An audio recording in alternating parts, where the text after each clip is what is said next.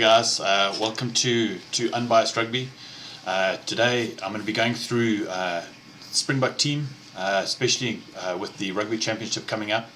I'm going to focus on the front row because I still think there's a bit of an issue on our tighthead side for South Africa. I've read in a lot of comments. People are saying that just looking at the props, they go, well, let's put the Beast at loose head, we'll put Malcolm Marx at hooker, and then Kitshoff at tighthead, which can't happen. Loose head and tighthead are completely different positions. Tighthead is generally, it used to historically was a more defensive position, and loose head was a more attacking position. Just from the way that a tighthead was going up against the hooker and the loosey. And the loose head's obviously just attacking the tighthead. So, and they obviously have completely different functions. The loose head is trying to keep the scrum up so the hooker can actually see the ball and hook.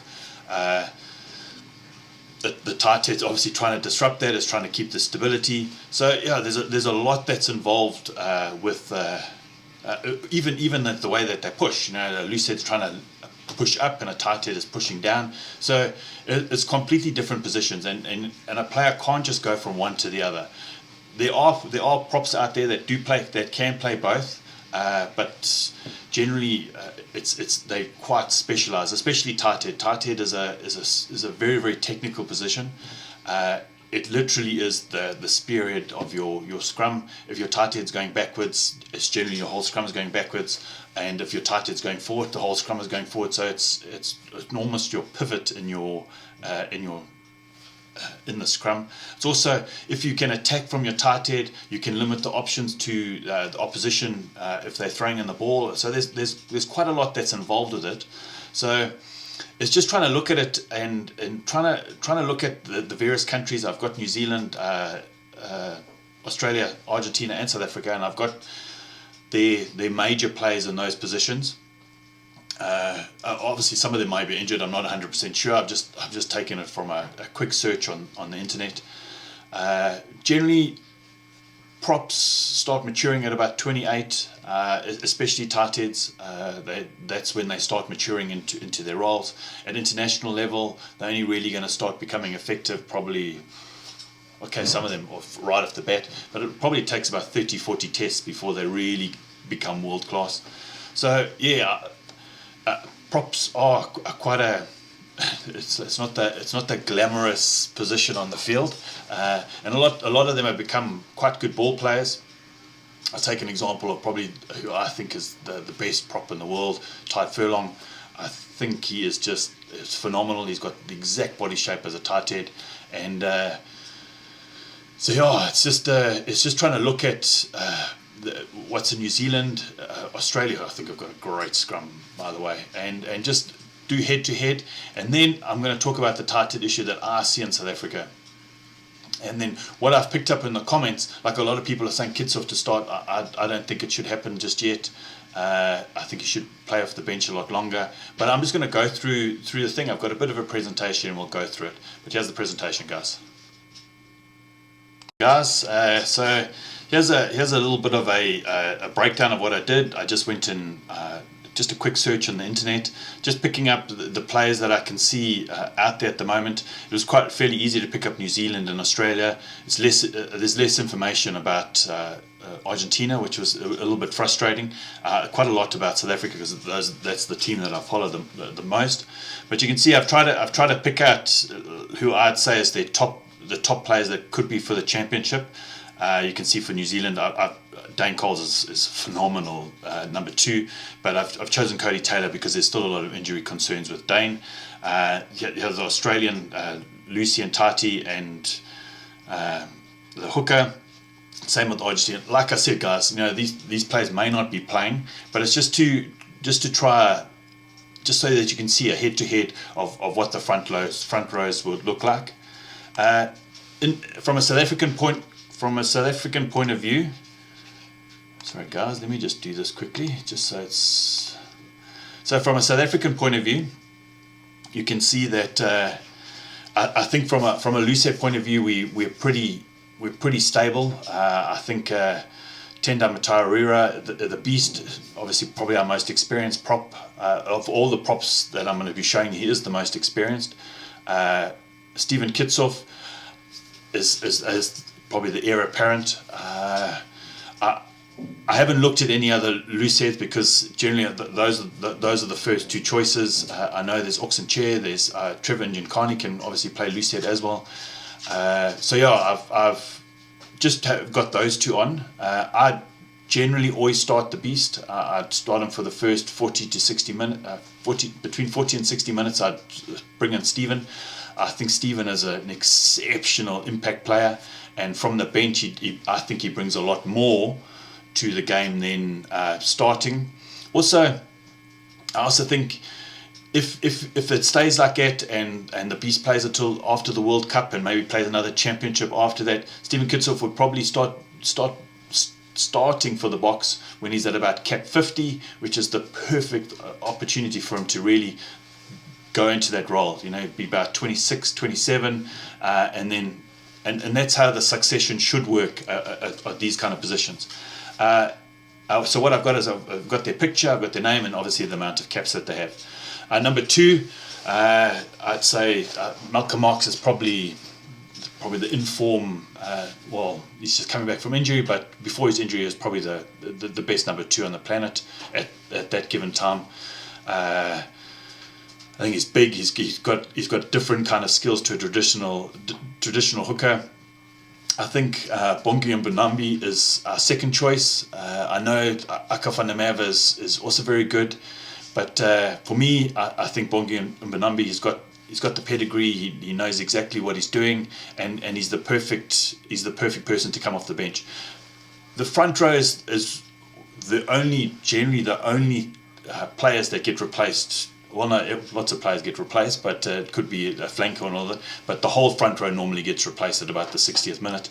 It's a very, very stressful on the body. So that's why I've put the first choice and the second choice there. So I have a feeling that's pretty set. I don't think that's going to change. Like I said, Russie may play a little bit, but looking at form and things like that, I don't think he can play that much. So yes, he may play somebody different off the bench or something like that, but I think for the starting, I think those are the two.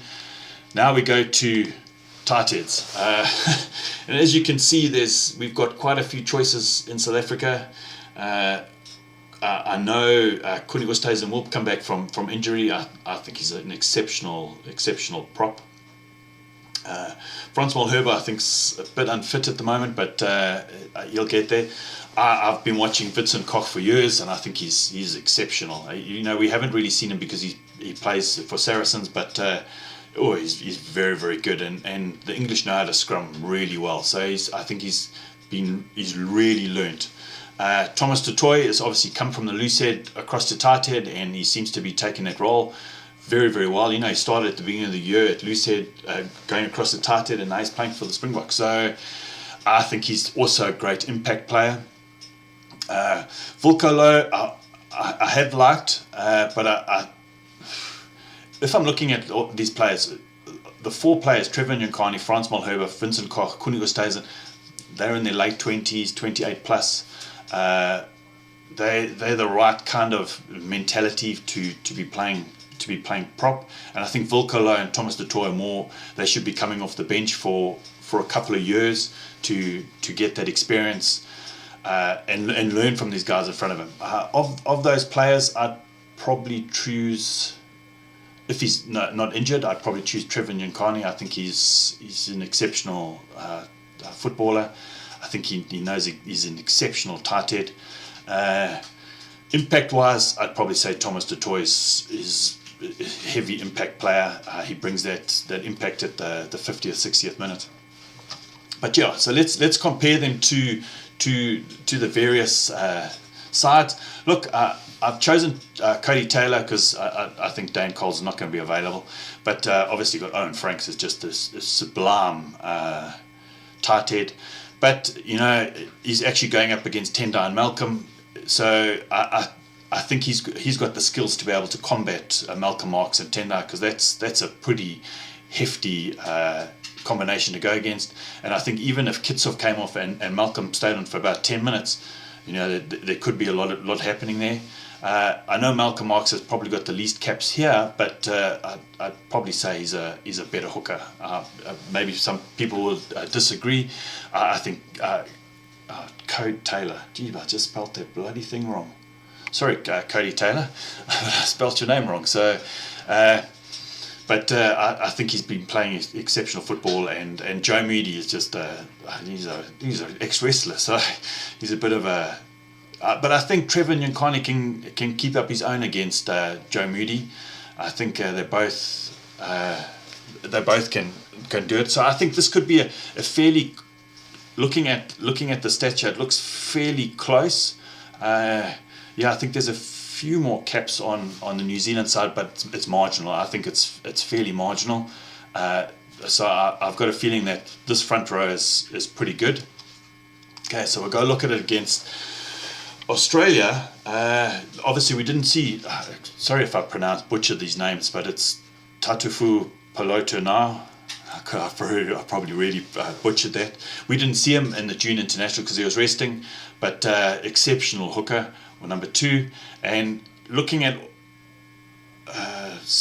all of these, that Australian front row is just phenomenal. So we haven't seen the best of them. Obviously they were going up against Ireland. Tight Furlong is on another level. So yeah, I think we're going to battle against this front row. I think they've got the experience, they've got the pedigree, and they generally all follow that same kind of rule. They're above 28. So yeah, I think this is going to be our most interesting and our biggest test. I think all the sides are going to battle against Australia. Now, like I said, when it comes to Argentina, I'm sorry guys, but there's not a lot of information out there. There is a bit, but it becomes quite difficult, and I can only really, I think, and this is going to sound strange, but I think the Argentinians are going to probably suffer the most, looking at the experience that they have. I know Augustin Creevy's on another level. I think at last year's Rugby Championship he was probably the player of the hook of the tournament, so he brings that wealth of experience. But I think the Springboks could have the upper hand on this battle. So yeah, I think going through it, I think this is pretty evenly matched. New Zealand, South Africa. Also try to look at it, and I think obviously a tighthead prop's job is to obviously push down. So obviously to limit, obviously on a defensive thing, is to push down so the hooker from the opposition can't see the ball to do the strike of the ball. So there's a lot of technique that's involved at tighthead, and so I think Owen Franks has got the experience. What's been frustrating me the most is I think in South Africa we've got really good attacking loose heads. I think Tendai Mataurira is probably good at attack and defence, and I think he's really on another level. But when Kitsov comes off, he's seriously explosive, and he comes with that thing. But if you can get a tight head that's also can attack, because generally a tight head's always been a defensive kind of position, and then it's on another level, then you're getting into the tight furlongs. And I don't know if we've got an attacking tight head that can attack on the opposition ball, especially now with the way that they engage. You don't have the same pre-engagement anymore. So, and the opposition hooker has to strike, so he has to lift his foot up from the ground. So that does give you an opportunity that you have more force that you can push on the opposition. So it's becoming a little bit of quite a battle up there, especially if you're attacking the opposition's ball. And also, if your tight head is pushing your loose head and your hooker, it actually, if it's wheeling that way, it actually limits what the scrum off can do. Because if it starts pushing this way, he actually has to run around the entire scrum to get to the other side. So it obviously gives more time to the other side to actually defend. So yeah, there's a lot involved with that. That's why when I say a loose head and a tight head are completely different, they are completely different positions. They require completely different techniques. So So yeah, and that's why I did this video, so people could really see and understand why you can't just chop and change loose heads and props. It's like scrum offs and fly offs. You know, you can't just chop and change them. You just say, well, today I'm going to be the scrum off. You know, it just doesn't work that way. So, and it'd be nice if people understood that. This is the one that we're going to battle against the most. I think all the teams are going to battle. It's a bit of an unknown, this one, and that's quite sad, because generally the Argentinians always had great set pieces, but I think we should get dominance in this game. Okay, so now these are the tightheads. Actually, that's the wrong name. Why have I got Bongi and Donambi there? Sorry, that was a complete mistake. It's actually supposed to be actually 1, 2, 3, 4, 5, 6. Kuni Oosthuizen. So sorry Kuni, I left you off. So we've got Trevor Nyankani. Oh no, sorry, this is wrong one. I was actually looking at the wrong sheet. So now we're looking at this is who I'd say is my starting three. Trevor Nyankani, Malcolm Marx, Tenda Matairira, and they play obviously till the 60th minute, and then we bring on the impact of Thomas du Toit and Steven Kitshoff. I think, especially look at Thomas du Toit. You know, I think he's a great impact player. He's 130 kilograms, he's 23, I think. So he needs at least 20 tests coming off the bench. Same with Steven Kitshoff. I think if Tendai plays for about 130 tests starting, Steven Kitshoff will be well over 50 tests, and so when he becomes the starting loosehead, he's just going to be on another level.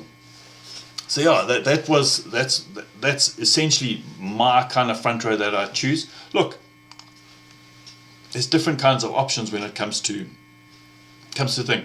Because look, if you think about it, I think in the last, maybe not the last Six Nations, but the Six Nations before, you were talking about that there was on average about 14 scrums a game, and if you can get dominance at scrum level, maybe you can get at least 1 or 2 free kicks.